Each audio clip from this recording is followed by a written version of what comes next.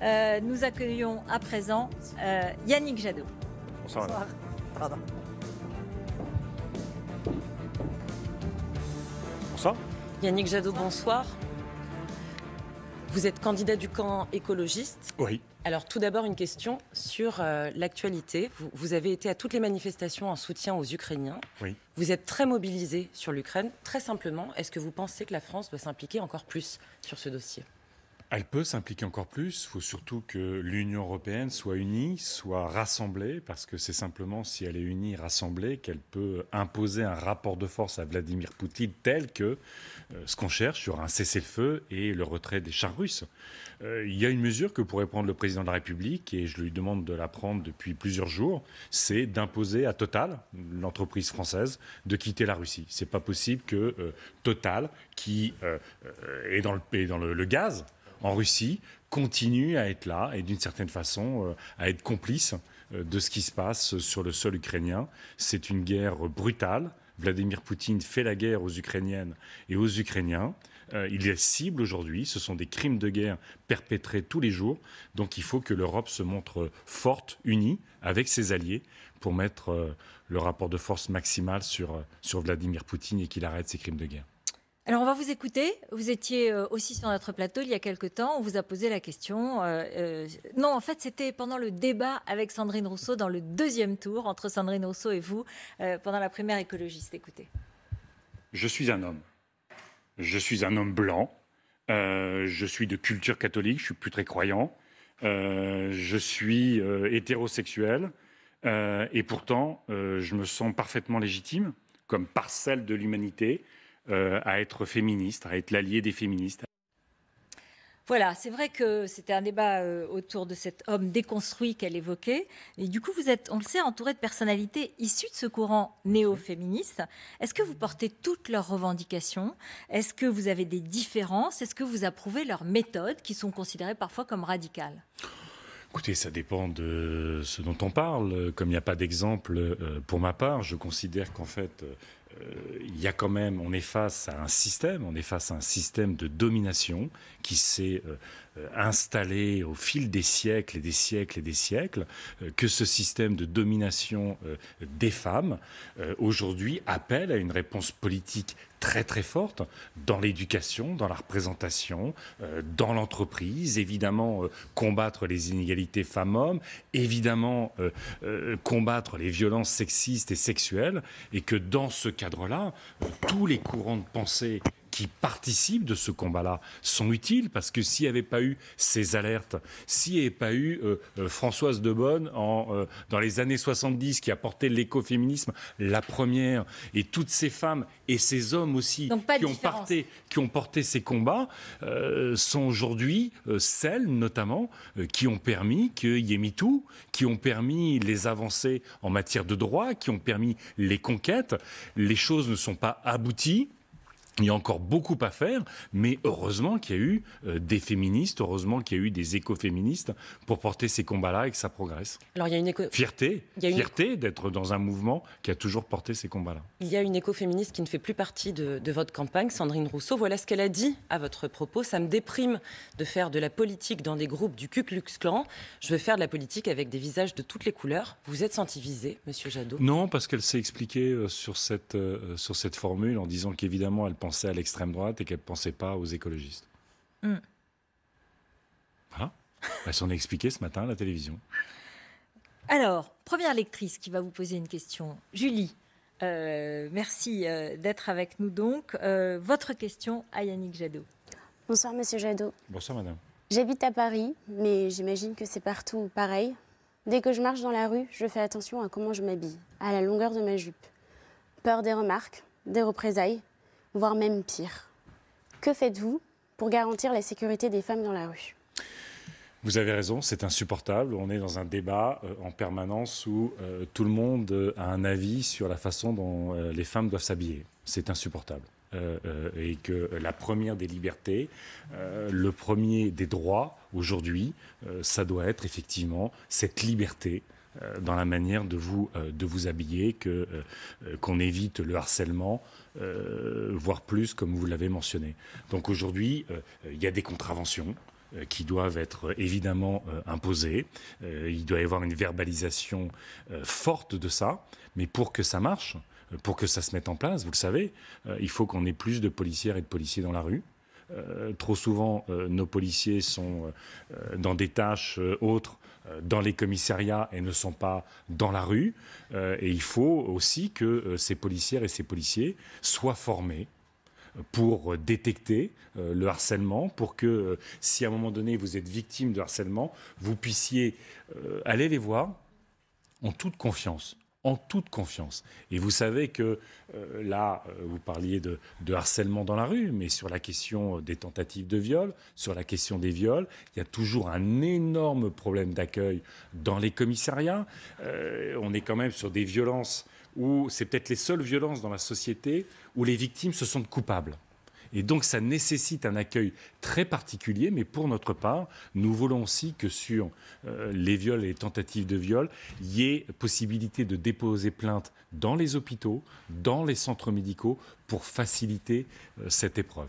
Mais alors, sur les auteurs en question, Marine Le Pen veut inscrire les harceleurs de rue au fichier des délinquants sexuels. Est-ce que vous êtes d'accord avec cette mesure ? Écoutez, il faudrait discuter avec les magistrats. Je pense qu'il faut faire très attention aujourd'hui sur le fait qu'à un moment donné, on n'a plus de graduation. Moi, je pense que c'est insupportable. Le harcèlement de rue, le fait que des femmes ou des jeunes femmes ne puissent pas se balader tranquillement à toute heure, est profondément choquant. Est-ce qu'il faut les mettre sur les délinquants sexuels ? Ça serait mélanger les délits, ça serait mélanger les crimes. Donc, encore une fois, on peut, à partir du moment où il y a contravention, de toute façon, il peut y avoir, il y a les noms qui sont mis. S'il y a plusieurs contraventions, ça devient un délit. Mais comme ça, d'un seul coup, passer d'un harcèlement de rue au crime sexuel, je ne suis pas convaincu. Alors, on a entendu, et on va entendre plus tard, Éric Zemmour ou Marine Le Pen, qui pensent que la sécurité des femmes est particulièrement menacée dans certains quartiers de nos villes ou de nos banlieues. Et en s'attaquant au sujet de l'immigration, ils protégeraient les femmes. Qu'est-ce que vous en pensez ? Écoutez... il est évident, je l'ai dit, que trop d'hommes veulent définir la façon dont les femmes doivent s'habiller. Je l'ai dit, c'est insupportable. Et c'est insupportable, d'ailleurs, c'est illégal du point de vue de la loi sur la laïcité. Le fait de croire est un choix, ça ne peut pas être une contrainte. Donc à partir de là... Là, vous faites allusion au voile. Vous faites allusion au voile. Oui, mais c'est un peu c'est un peu ce que le lien que vous faisiez, Madame. Quand vous mettez Zemmour et Le Pen dans la même catégorie, à un moment donné, on voit où ça va arriver. Donc, pour ma part, je l'ai dit, aujourd'hui, il faut absolument protéger les femmes. Ça veut dire plus de policières, de policiers dans la rue pour les protéger. Ça veut dire aussi mais les laisser porter ce qu'elles veulent. Ça veut dire aussi. Vous savez, c'est tout un problème d'éducation aussi. La question de la tolérance, la question de la vie affective, la question du consentement. Tous ces sujets-là doivent intégrer l'école. Parce que c'est aussi à l'école qu'il faut commencer à enseigner justement tous ces enjeux-là, qui sont des enjeux majeurs pour qu'on sorte de ces logiques et ces imaginaires de domination, qu'on sorte de ces logiques au fond où la femme serait une chose, qu'on sorte aussi de la logique où de l'imaginaire de la pornographie auquel nos enfants aujourd'hui ont trop facilement accès et qui crée un rapport totalement malsain à la femme et à la sexualité. Donc l'éducation a beaucoup à faire aussi pour tous ces sujets. Alors justement, on a une question sur ces stéréotypes de genre que souhaiterait vous poser Karine. Oui. Alors, bonsoir Monsieur Jadot. Bonsoir Madame. Vous souhaitez à juste titre accélérer la transition écologique et énergétique. Mais pour cela, on a besoin de beaucoup de techniciens, d'ingénieurs. Et ce ne sont pas des métiers qui sont très féminins. Les femmes ne s'y retrouvent pas. Elles ne se dirigent pas vers les filières scientifiques. Pourtant, à l'école, parce que moi je suis enseignante, à l'école, au collège, au lycée, on essaye de les diriger vers ces filières. Et de plus, la réforme du lycée, qui a rendu optionnelles les maths et les sciences, a eu un effet encore plus néfaste. Les filles qui, injustement, se pensent nulles en maths, ont complètement abandonné ces matières. Donc que pensez-vous de cette situation Qu'est-ce que vous feriez pour aménager cette réforme et amener plus de filles vers des filières scientifiques qui sont tout à fait nécessaires à notre développement? Vous avez parfaitement raison, madame. On a vu que, avec le fait de mettre les mathématiques en option, notamment les 50% des jeunes filles ne prenaient plus l'option mathématiques. Et on a, je crois, des chiffres encore pires sur les SVT, sur les sciences de la vie. Donc c'est absolument dramatique. Ça fait partie de tous les imaginaires qu'il faut transformer. C'est vrai que l'imaginaire de l'ingénieur, c'est un imaginaire masculin. Et pourtant, si on arrive, y compris dès la primaire, et en suivant la scolarité, à faire en sorte que les métiers scientifiques, que les métiers manuels soient des métiers également accessibles aux filles comme aux garçons, qu'il y ait des visites dans les entreprises, qu'il y ait des exemples qui soient démontrés, qu'il y ait des femmes ingénieurs et techniciennes qui viennent dès le collège, parce que le lycée c'est déjà trop tard d'une certaine façon pour l'imaginaire, qui viennent dès l'école primaire, dès le collège, pour raconter leur expérience, pour raconter combien ces métiers, tous les métiers, sont passionnants et que tous les métiers s'adressent également aux filles et aux garçons. Donc ça, c'est vraiment la façon dont on doit repenser l'éducation. Je l'ai dit, cette question de l'inégalité entre les femmes et les hommes est une question systémique. Elle fait système. Et donc, c'est à tous les étages de la société qu'il faut s'y attaquer. Et c'est seulement en s'y attaquant à tous les étages de la société, donc en faisant de la politique, eh bien, qu'on commencera à avoir une société plus égalitaire et on vivra mieux ensemble. Réaction ? Oui, je vous entends. On est d'accord sur le sujet, mais quelles sont les solutions à apporter? Parce que ce que vous dites, on le fait déjà au collège. On essaye déjà, on fait venir des femmes, voilà, il y a des associations qui existent, Animac par exemple, Filles et Mac, pardon, mais voilà, ça ne suffit pas. Ça ne suffit pas, oui. Et peut-être que c'est toujours triste quand ça prend trop de temps, mais je pense que, je l'ai dit, y compris sur les métiers scientifiques comme sur les métiers manuels, ce sont des métiers aujourd'hui qui sont trop genrés. Et il faut mettre l'expérience, il faut mettre les exemples, il faut les convaincre. Et peut-être aussi davantage parler aux parents. Parce que les parents, parfois, sont des acteurs pas tout à fait neutres dans l'orientation des enfants, en leur disant parfois, c'est un métier pour les filles et c'est un métier pour les garçons. Parce qu'il y a tellement à l'inverse, aujourd'hui, de métiers très féminisés, mais qui sont aujourd'hui les moins bien payés, avec les statuts les plus précaires et souvent dans des conditions de santé au travail les plus difficiles. Justement, parce qu'Anne-Laure a une question sur cela. Bonsoir Yannick Jadot. Bonsoir madame. Alors, vous êtes S'en fiche. Allez, vous êtes pour le congé parental de même durée pour les deux parents. Oui. Moi, je suis moi-même mère de 3 enfants. Je n'ai pas eu la chance d'avoir une mesure comme ça. Comment ça s'est passé pour vous ? C'est-à-dire pour vos fils, est-ce que vous les avez éduqués comme des... J'ai pas pu prendre le congé parental. Ce qu'on veut faire, c'est 16 semaines pour les deux, dont 8 obligatoires. Donc pour le père, ou pour la mère, ou pour les parents, de toute façon, quel que soit leur sexe. Donc pour nous, c'est indispensable. C'est vraiment une mesure, au fond, y compris c'est une mesure d'apaisement dans la société. La pression. Pourquoi 8 semaines obligatoires ? Combien de femmes sont obligées de retravailler immédiatement et ne prennent pas le temps ? Parce qu'au fond, ils pensent qu'il n'y a qu'elles pour assumer, ou qu'on leur a expliqué qu'il n'y avait qu'elles pour assumer, et que le père n'a pas forcément le temps.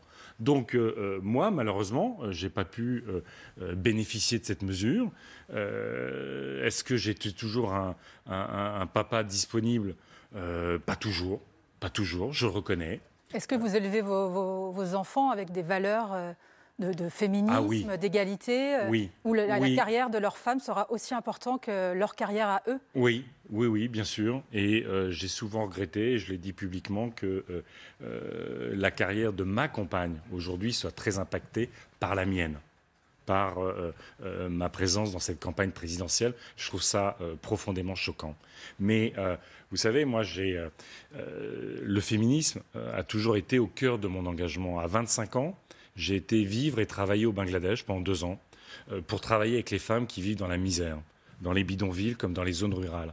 Vous savez, quand on vit dans la misère au Bangladesh, on n'a pas le droit de sortir de sa maison, on n'a pas de métier, on ne peut pas envoyer les filles à l'école. C'est un drame absolu, social, psychologique, moral.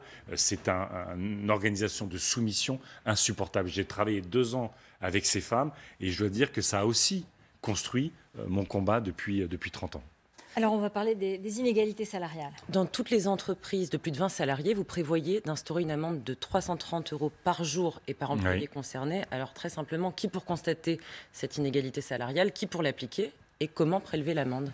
Alors, aujourd'hui, vous savez, dans notre pays, quand vous êtes victime d'une inégalité salariale, au fond, vous avez la charge de la preuve. C'est vous qui devez démontrer que vous n'êtes pas payé à la hauteur de vos collègues avec les mêmes compétences, les mêmes responsabilités. Moi, je veux mettre en place le système islandais. En Islande, ils ont développé un autre système. Ils ont inversé la charge de la preuve. C'est à l'entreprise de prouver pourquoi elle paye différemment les femmes et les hommes si elle les paye différemment. Il y a un contrôle tous les 3 ans. L'entreprise doit effectivement rendre des comptes sur l'ensemble des salaires. Et à partir du moment où l'entreprise serait en faute sur l'égalité salariale, eh bien, il y a effectivement une amende de 330 € par jour. Je peux vous dire que 330 € par jour par salarié, à un moment donné, ça peut aller assez vite. Est-ce que vous avez constaté que comme il y a une charge mentale sur un certain nombre de sujets, on parle bien de cette charge mentale des femmes, est-ce qu'elle s'applique à l'écologie ? C'est ce qu'on peut constater parfois, que les femmes, elles sont en charge du tri, de l'achat des produits bio, de peut-être de garder un peu cet esprit écologique. Est-ce que vous croyez qu'il faut plus sensibiliser les hommes ou vous ne l'avez pas constaté ? Non, je n'ai pas l'impression. Quand on voit aujourd'hui les mouvements écologistes, il y a une très forte présence féminine. Vous prenez notamment dans les organisations de jeunesse, c'est essentiellement des jeunes femmes qui portent les organisations de jeunesse. Et c'était même avant Greta Thunberg. C'est bien ce que je dis, il y a plus de femmes que d'hommes peut-être. Et donc, est-ce qu'il faut sensibiliser plus les hommes là-dessus ? Je ne sais pas. Je pense que c'est des conceptions différentes de la société. C'est vrai que... d'ailleurs, on parlait tout à l'heure d'écoféminisme. Quels sont les 2 grands mouvements de jeunesse aujourd'hui ? Et dans la société, les 2 grands mouvements, c'est MeToo et c'est le climat. Pour bien montrer qu'en fait, les enjeux de domination, que ce soit sur les femmes ou sur la nature, sont souvent des enjeux similaires et que l'écoféminisme, c'est aussi ça. C'est aussi sortir de la domination sur la nature et sur les femmes, ou de l'ensemble des rapports de domination dans la société d'ailleurs. Alors très vite, Monsieur Jadot, vous président, si un ministre de votre gouvernement était suspecté d'agression sexuelle, qu'est-ce que vous feriez ? J'ai signé le MeToo politique, donc il s'en va. Parfait. Immédiatement. Mais il s'en va immédiatement. Sur un soupçon, c'est ce que on vous pose comme question. Sur une suspicion. Vous savez, quand les femmes libèrent leur parole pour dénoncer une agression sexuelle, un viol ou des agressions sexistes répétées, que vous avez plusieurs femmes qui le font, c'est jamais une blague en fait. C'est d'une violence absolue. Et donc, à partir du moment où cette parole se libère, effectivement, la personne sortira du gouvernement. Vous savez, cette libération de la parole, on doit être fier des femmes qui l'exercent aujourd'hui. Mais parfois, ça peut prendre beaucoup de temps, y compris, moi, c'est pour ça que je suis pour l'imprescriptibilité des violences sexuelles sur les enfants. Merci beaucoup. Merci beaucoup. Merci Yannick Jadot. Merci.